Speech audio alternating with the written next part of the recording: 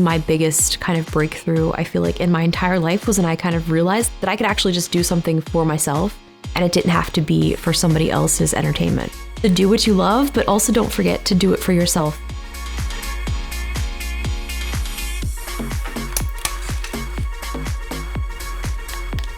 So I thought it'd be really fun to search for my name. I haven't done this in a very long time, so I guess let's see what people want to know. Okay. What is iJustine job? What is iJustine's job? Producer, editor, host, actress, did I say writer, thumbnail maker? I don't know. She's also really tired. I'm Justine Izarek, also known as iJustine Online. I'm a tech content creator. Anything that is tech related, I make videos about it. I've been creating content since 2006, which is, oh my gosh, like over 17 years. I think one of the things that people are surprised at is I still edit a lot of my own videos. I still make thumbnails. I still post every single video, and I do so much myself. I get to create content out of nothing. I have an idea, I can go and make it the next day. The internet is pretty much my entire life. My family is from Pennsylvania, and I think coming from a very small town, for me not having like many friends when I grew up, it was just so eye-opening when I discovered the internet because everything was there. People, places, new friends, and it was just an incredible device that really changed my life. I loved playing video games. The first website that I ever went to, I found a really cool community of people that also loved video games. So ever since we had a computer, I was always doing something artistic, whether it was drawing or printing out random things on those really loud printers with like the holes on the side. So I'd actually been creating content ever since 6th grade, as soon as the internet was a thing. Hi, I'm Justine. I'm Desiree. And there was one of my friends named Desiree, and when we met, like we hit it off. And we started making funny videos. And then I started posting those on all these like random one-off websites that don't even exist anymore. And people started commenting. And I was like, that's weird, who are you? This is strange, like you're not a friend that I know. You're not someone that I sent this video to. And it was really interesting to kind of see that all evolve. I would film anything around the office. I would film myself making oatmeal. It's like these just silly little videos just to kind of have some small storyline that I could teach myself to edit, have content to work with. I think that's where I figured out how you could speed up footage. Wow. Looks like we've got some new comments. Some people are finding this recently. Who else is here to watch her first video? I can't believe iJustine made it this far. I'm proud of you. Thank you. She's been on YouTube longer than I've been alive. I know, it's so good. I went to like the launch of the first iPhone. When I first picked up that first iPhone, it was just like, I mean, I can't even like describe like the feeling because it was something that was so new. Twitter was really just starting in like 2006. And at the time you had to send a text message to send a tweet, and you would receive text messages back from the people that you followed.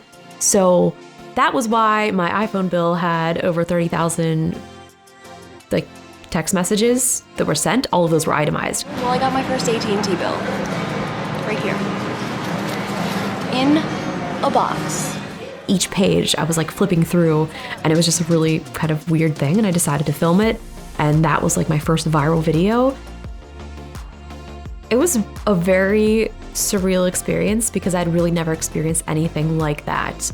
I mean, it was on the news everywhere, like all around the world. It was such a monumental moment, I feel like, in the internet times, and even for a lot of smaller like YouTube creators, because it kind of made us realize like, okay, this is something. I was posting updates on what I had for breakfast, lunch, dinner, like you knew everything. Filming daily. A lot of content creators sometimes were like, oh yeah, we know exactly what we're doing. We really don't. Platforms change, you never really know what the next day is gonna be. Is that platform even gonna be there? I mean, I've been a part of so many platforms that don't even exist anymore. So I think that's something that we kind of all have to be aware of, that like that could all go away at some point. So I think I just was gonna keep creating, and my friend who I was making videos with, she wasn't really as into it as I was. And so that was kind of really a rough patch for both of us, because I kind of sometimes even feel like I chose the internet over her.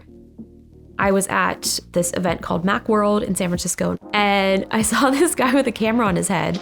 So I went up to him, and he told me that he was live streaming his life, and it was a startup company that they were working on. I was like, that's so cool. If you ever need anybody else to take over the camera, like, I would love to do it. I did stream my life for like 6 months straight. It was such a wild experience. Having someone watch you 24/7, knowing that like anything you do, they're judging you, is so strange. I felt like the entire time that I'd been creating, I had been oversharing to the max, and it just, at some point, it just started feeling super overwhelming. Is iJustine a real gamer? Okay, I have a question back. What is your definition of a real gamer? I'm confused. I play video games, so what does that make me? Does that make me a real gamer? How many hours a week do I need to play to be considered a real gamer in your book? The real shift for me came after I got swatted. This was back when I was doing a lot of gaming stuff. Swatting was a thing that was happening where a lot of gamers would be on stream and then people would find out where they live. They would call in fake police reports and say something terrible was happening at that residence. I mean, to have an entire SWAT team like show up at your door in the middle of the night, it was very scary. And I mean, there was just so many people, so many lights, so many cop cars. The police and everything were so confused because they're like, why are you like so chill? I'm like, well, we've kind of been expecting that this thing was gonna happen at some point. Going through that and trying to have friendships or relationships, and you're still leading such a public life, you know, everyone wants to know everything. For a lot of content creators, them putting themselves out there and actually putting their real lives, their real relationships out there it's really straining. There was a point where I was like not really enjoying making content anymore. If you buy this computer, there's gonna be no more complaining that you can't edit videos, and you have to post a Tech Tuesday on actual Tuesday and a cooking video on Thursday. I think a big part of also something that made me realize I didn't have to share everything on the internet is when I started training jiu-jitsu. I decided like I wasn't gonna post about it at all. I just kind of went in, trained, and left. And it was just a really refreshing thing to do for several years before I ever posted about it online. And I think that for me really kind of helped train my mindset of you don't have to post everything. Just because you're out doing it, like that can be something for you. And I think that kind of shift in my mindset has really played a huge part in kind of, I guess, my next kind of evolution of how I share and how I create. I basically shifted my entire channel, slowly evolved out of sharing my every waking moment. I've kind of curated my content now where it's mostly a lot of kind of content reviews. So I'm reviewing tech. If I'm doing vlogs, I'm revolving that vlog around a tech product. Sometimes I do miss kind of sharing like the fun parts, but then I think back to all of the times that I did overshare. Looking back, I don't really regret it because I feel like it did get me to where I am today, but now I'm definitely way more cautious. I feel like privacy is something that is really important, and I can even see this kind of trickling down into the younger generation. I feel like a lot of kids feel like they don't want to overshare as much as, you know, the previous did. Why does iJustine love tech? I mean, I don't know. Why does anyone love anything that they love? For me, technology has always been an outlet. I always kind of felt like an outcast. When I was growing up, I was the only person kind of in the computer lab, programming and coding and playing video games. When I first started, everyone was making fun of me for making videos on the internet, and I had so many meetings in Hollywood where people were just like, no, like this is not something, no, lots of doors slammed. And now like those tables have definitely turned where it's, you know, I'm consulting with big companies on how to create and what marketing they should do. And I think the gatekeepers are slowly having to open up their gates because they're realizing that all of us creators are there storming the castle.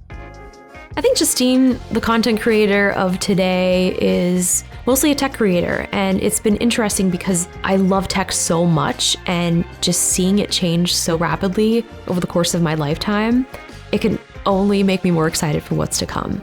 And I'm even more inspired by like the smaller creators who are continuing to create because it's such a hard market to get into now because everyone is doing it. But it is possible because you just have to kind of have that mindset of you're gonna keep going, you're not gonna quit, and this is something that you really love to do. That's where it's important. Like if you're actually enjoying it, then you're gonna be able to keep creating.